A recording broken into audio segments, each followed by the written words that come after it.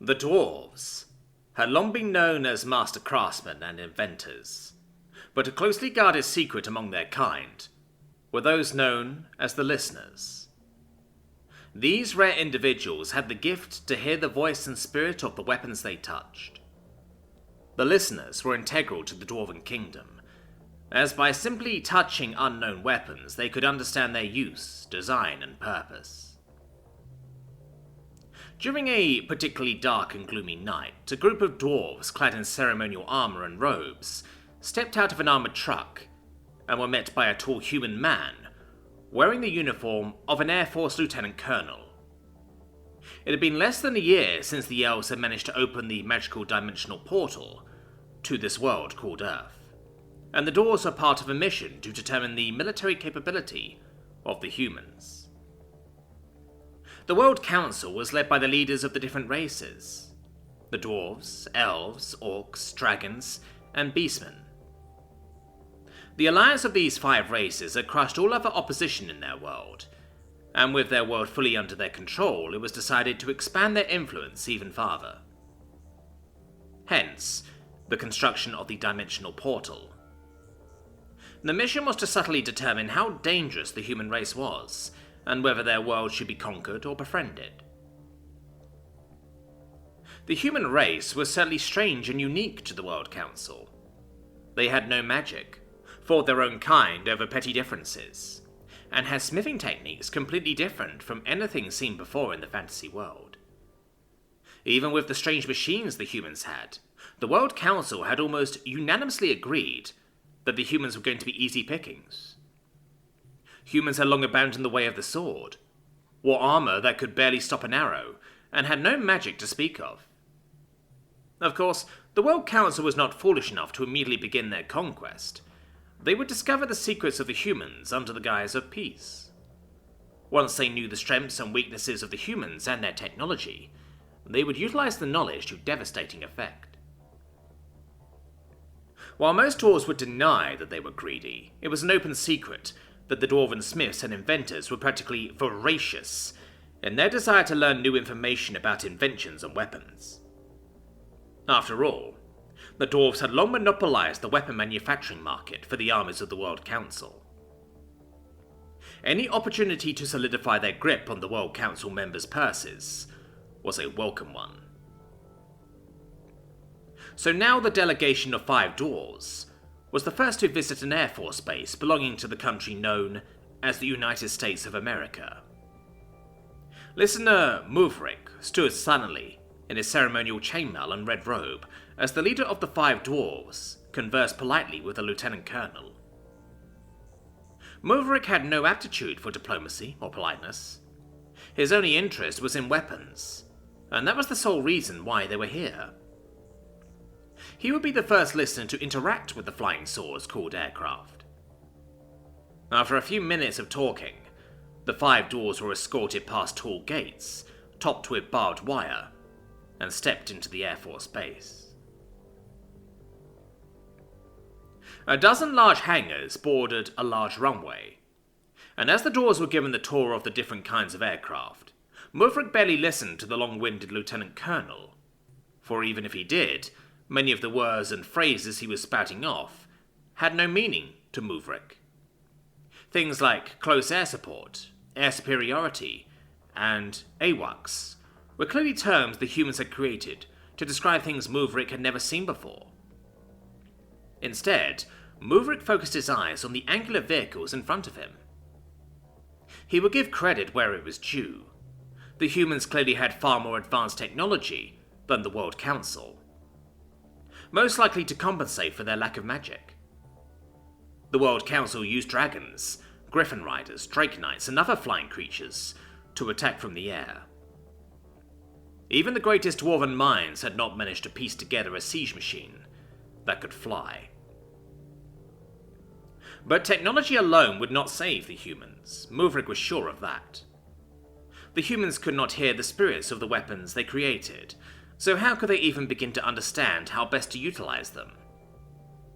Sure, the human aircraft were intimidating at first glance, but Muvrik was confident that once he listened to the spirits of the machines, all of the secrets of the human weapons would be laid bare. They saw several aircraft, but the first one that Muvrik got to physically interact with was called an F-22 Raptor. It was a beautiful piece of metal and engineering, and Muvrik eyed it excitedly as he tried to prevent his eagerness from showing too much. With permission from the Lieutenant Colonel, Muvrik approached the metal beast and gently placed his hand on the side of the fuselage, like he was merely admiring its construction. Muvrik could not stop a small grin from forming on his bearded face, as the familiar sensation of the weapon spirit began to flood his mind. How foolish the humans were to let him get so close to their finest weapons. Weapon spirits had various levels of sentience, depending on their construction and complexity. A shabby iron sword would only give the occasional pulse of emotion, but a master-crafted elf rapier might even go so far as to have a distinct voice, and brief images of its use. Then there were weapons like the finest dwarf siege engines, things like the auto-loading ballista or the feared flamecaster siege tower. These magnificent weapons would have memories lasting as long as half a day, their proud spirits recalling events with vibrant images that recounted events like a picture book flipping through its pages. But what met Muvrik's mind was far beyond what he had expected. Muvrik could see through the eyes of the machine in full detail, as if he was experiencing it himself, and it was not just still images. Recordings played out in full fluid motion, and Muvrik felt his heart skip a beat as he viewed the raptor screaming through the blue sky above the clouds. The machine dove and twisted through the air with speed far beyond anything Muvrik had seen before. In the blink of an eye, Muvrik witnessed the raptor declaring its dominance of the sky. If Muvrik had to compare the spirit of the raptor to something, it was like a young champion show horse. It knew it was the best at what it did, and looked down at all the lesser aircraft trying to replicate a fraction of its abilities. This raptor had only been on one actual combat mission, and it had been over in less than 10 minutes. The arrogant machine sneering, as it had vaporized its slow opponent in the blink of an eye high above the clouds. All of its other memories were of training flights and showcases, the spirit reveling in the adoration, awe and envy that it received in the spotlight. This raptor was still very young, so it had not found its true voice yet. Muvrik was astounded by the complexity of the machine in front of him, for it was 20 times more complex than even the greatest siege engine the Dwarven kingdom had ever produced. Pulling his hand away from the F-22, Muvrik frowned as the Lieutenant Colonel obliviously regaled the other dwarves with stories about the F-22 series of aircraft. Moving on from the prideful raptor, Muvrik stroked his beard absent-mindedly, as he dutifully followed the other dwarves behind the Lieutenant Colonel. His initial confidence in Dwarven technology was wavering. Were all human weapons this complex and lethal? If so, the World Council was severely underestimating the capabilities of humans. Muvrik knew he would need to meet with the other listeners to discuss their findings. Even if they understood how to replicate these machines, the World Council did not even have the means to produce most of the parts required, or obtain the necessary materials. As the tour went on, Muvrik was disappointed to see that he was not being allowed to interact with any more aircraft. They saw plenty sitting in their respective hangars, but now it was clear that the F-22 Raptor was indeed living up to its comparison of a champion show horse. Nearing the final hangar, Muvrik spotted an aircraft shrouded in darkness. The lights of the hangar had been turned off, but Muvrik could see that the shape of the aircraft was unlike any of the others they had seen. His curiosity getting the better of him, Muvrik asked the Lieutenant Colonel if he could be allowed to properly see the final plane. The human officer paused, as it seemed he was nearing the end of his prepared tour.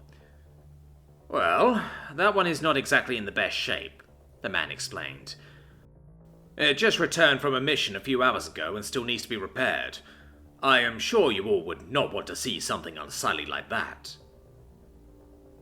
Now, Muvrick's attention was piqued.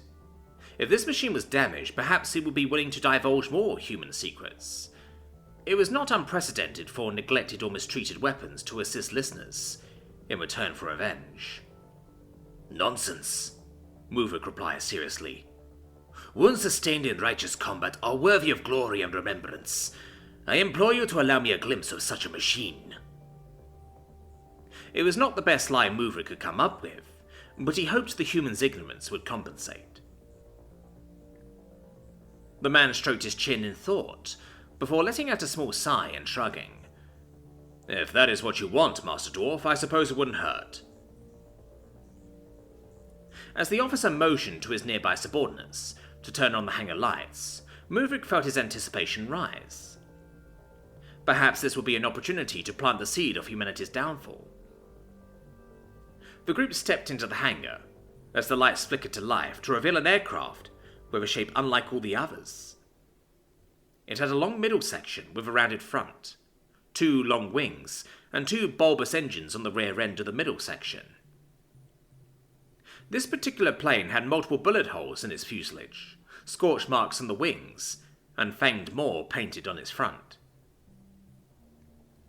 "This here is an A-10 Thunderbolt II," the human officer explained uncaringly with a wave of his hand. "It is an older model of aircraft that has gotten multiple upgrades over the years, to remain competitive in the modern world. It's not the best looking aircraft and is not that fast, but I will admit, it has been reliable for a long time.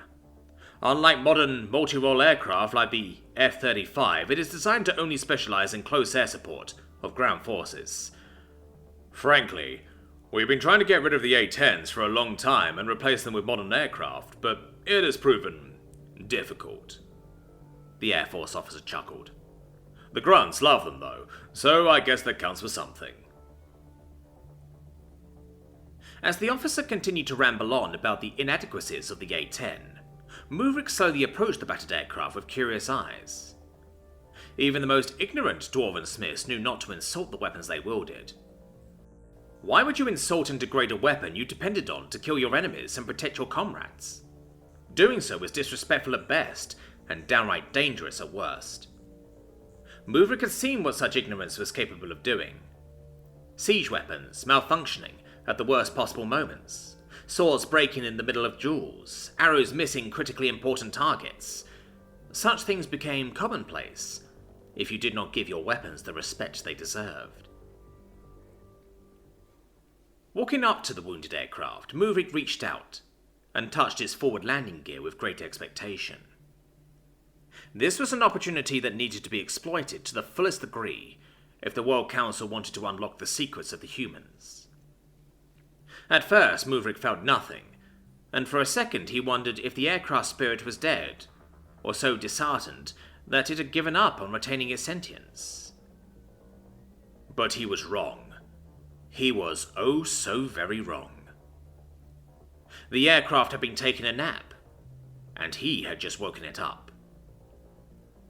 Muvrick felt his mind lurch in fear, as a bestial snarl only he could hear filled his head.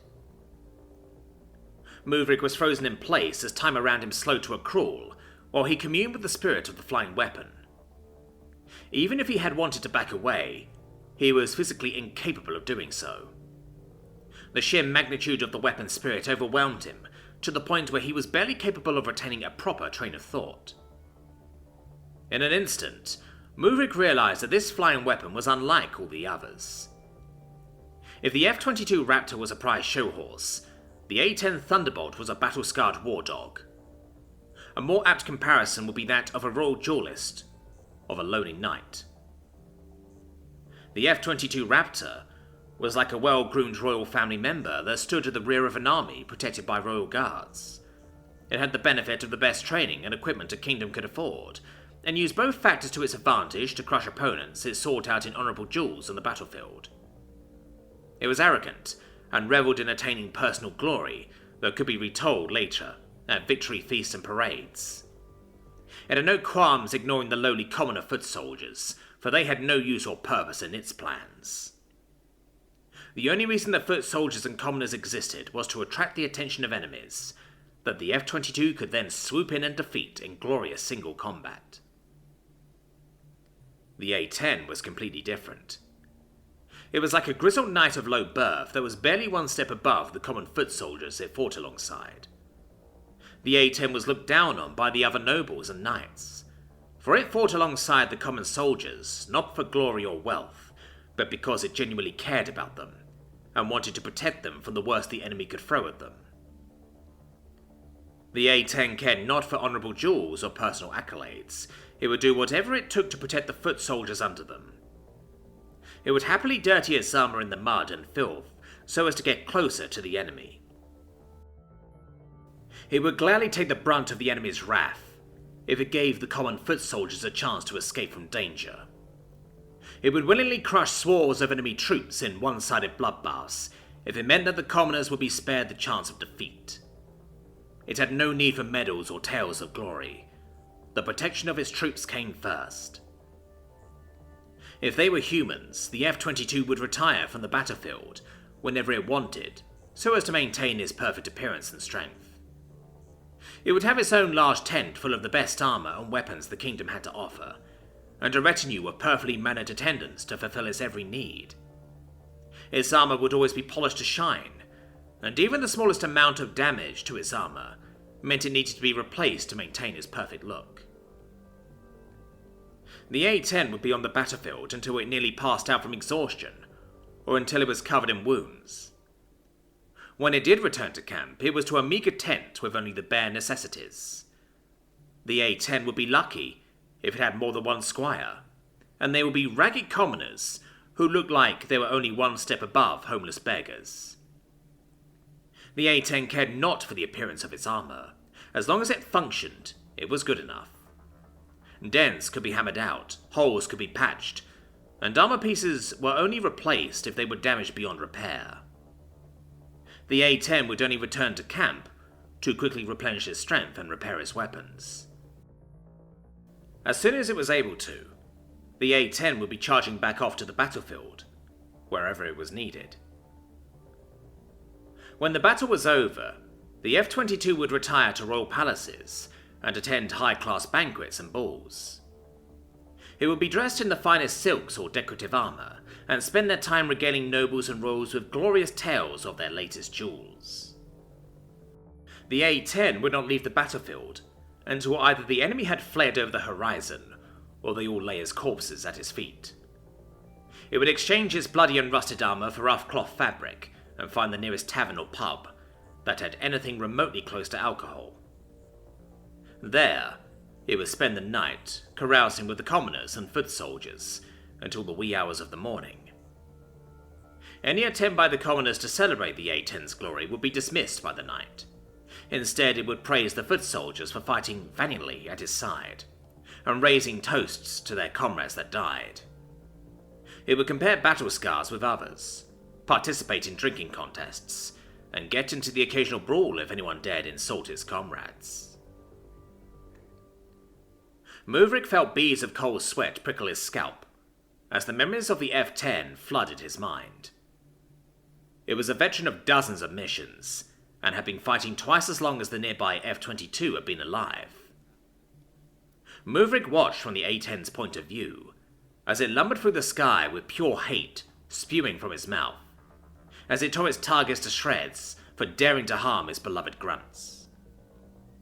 Muvrik felt nausea seize his stomach, as the A-10 told him its tale of horror and death, the machine reveling in completely destroying all that dared stand against it. Corpses and scenes of death rushed past Muvrik's eyes in a horrifying display of strength, and the dwarf wondered if this was not a spirit, but a demon. But in between those scenes of carnage and hate were brief moments of despair and regret. Unlike the F-22, the A-10 could hear the voices of the grunts it protected. The F-22 only heard the calm and collected voices of the commanders and tacticians through the radio. The A-10 listened directly to the grunts on the ground, and as a result heard every single nuance and emotion of those on the ground. What the A-10 heard were not the dispassionate voices of tacticians, but the raw sounds of the battlefield and its combatants. It heard the bullets snapping past the grunt's head as they called out directions and coordinates in shaky voices. It heard the muffled explosions and pings of shrapnel as the grunts screamed frantically into their radios for help. It heard the final breaths of soldiers as they clutched their radios with bloody hands and called in strikes until their last moments. Muvrik felt the machine's spirit howl in agony as it remembered all those it had lost. For the A-10, the death of every grunt meant it had failed. Muvrik listened as the wounded A-10 cried in regret. If only it had been faster. If only it had fired one more bullet. If only it had flown lower. All of these thoughts and more filled the A-10 with the kind of hate and rage usually reserved for vengeful mothers. Muvrik shivered in fear as he saw the A-10 slaughter all those it targeted with a hateful wrath that bordered on insanity. It truly was like a beast of war, roaring and charging towards the enemy, the distinctive whistle of his engines. Muvrik listened as the A-10 proudly recounted all the slogans that had been painted on its fuselage or weapons by affectionate pilots and ground crews. Go, ugly early. Fuck around, find out. Going hog wild. The A-10 knew it and his kin were looked down on by others. It knew that Air Force leadership had been trying to replace it for years. It knew that many other planes regarded it as an ugly relic of the past. But if it could have, the A-10 would have grinned smugly, for even after all those years, the Air Force still needed it. No other plane was willing to get low and take the hits like an A-10 could. The A-10 might be a single-minded beast of destruction, but it did not care. Until there was a suitable replacement, the A-10 would always be needed. It did not care about accomplishments or trophies, for the best reward it could ever receive was the thanks of the grunts on the ground. Muvrik shivered when he realized that the A-10 was now directly focusing on him. Unbelievingly, the aircraft did to Muvrik what the dwarf thought only he could do to weapons. It looked through its memories and listened to his story. And now it was angry. Muvrik wanted to pull his hand away, but his body was frozen in place, like the A-10 had reached out and grabbed him by the throat. With the authority and wrath of a battle-scarred veteran, the A-10 made it very clear what would happen to Muvrik and the dwarves, should they follow through on their plan of conquering the human race. The humans might not be able to hear the voices of the machines and weapons they created, but their creations would lovingly defend them no matter the cost. The A-10 was giving Muvrik a single warning. If the World Council started a war with the humans, it would be their end. Human weapons were killers without equal, and the only way it would end would be with the extermination of everything Muvrik knew and loved. Right before the battle-scarred A-10 released its grip on Muvrik's mind, it left him a parting gift. The aircraft filled Muvrik's head with a bone-chilling sound that would herald the death of all World Council races, should they harm the A-10's grunts.